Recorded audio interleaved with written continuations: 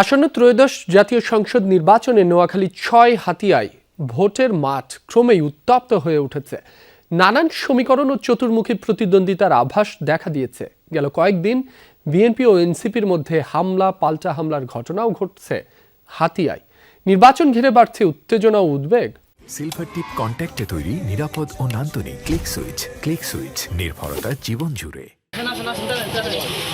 এবারের নির্বাচনে বেশ প্রতিদ্বন্দ্বিতাপূর্ণ হতে পারে নোয়াখালী ৬ আসন হাতিয়া।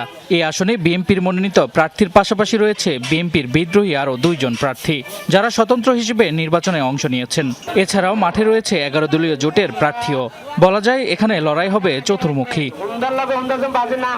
এরই মধ্যে বিভিন্ন এলাকায় নির্বাচনী প্রচারণাকে কেন্দ্র করে বিএনপি ও এনসিপির কর্মী সমর্থকরা জড়িয়ে পড়েন সংঘর্ষে। আহত হয় অর্ধশতাধিক। সংঘর্ষে সাধারণ ভোটারদের মধ্যে তৈরি হয়েছে আতঙ্ক। তবে তাদের প্রত্যাশা সংঘাত নয়, শান্তিপূর্ণ পরিবেশে ভোটাধিকার প্রয়োগ। ইলেকশনের কারণে গন্ডগোল বাজছে, বিভিন্ন অংশ নেতারা মারপিট করতেছে। এখন কিভাবে ভোট দিতে যাবে সাধারণ মানুষ ভয় করতেছে, মারামারি হইতেছে। আমরা জনগণের তা খুব ভয়ে আছি। যদি এইভাবে চলতে থাকে তাহলে তো হাতিয়ার সাধারণ ভোটার হতাশাজনক অবস্থান করছে। প্রশাসনকে নিশ্চিত করতে হবে যে ভোটে সুস্থ ভোট হবে, মারামারি হবে না এবং আমাদের ভোটারদের নিশ্চয়তা দিতে হবে, তাহলে আমরা ভোট কেন্দ্রে যাব। প্রতিদ্বন্দ্বী প্রার্থীরা একে অপরের বিরুদ্ধে তোলেন অস্ত্র ও সন্ত্রাসী হামলার অভিযোগ।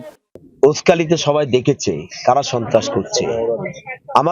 আমার দল কোনো জায়গায় এ ধরনের কোনো সন্ত্রাস যে কথাটি বলছে ওদের উপর হামলা করেছে, কোনো হামলা করে নাই। সকল সন্ত্রাসী এখন বিএনপি।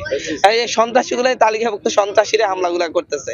এরা এলাকায় মানুষের উপর অত্যাচার করতেছে, নির্যাতন করতেছে, হুমকি দামকি দিচ্ছে, বাড়িতে গিয়ে টাকা বিলি করতেছে, ধমক দিচ্ছে এবং একটা ফ্যামিলি কার্ডের মতো একটা ভাওতাবাজি দিয়ে মানুষকে বোঝাচ্ছে। আশঙ্কা করা হচ্ছে এসব সন্ত্রাসীরা ভোটের ঠিক পূর্ব মুহূর্তে এসে এখানে মরণ কামড় দিয়ে নির্বাচনকে অসুষ্ঠু করতে পারে।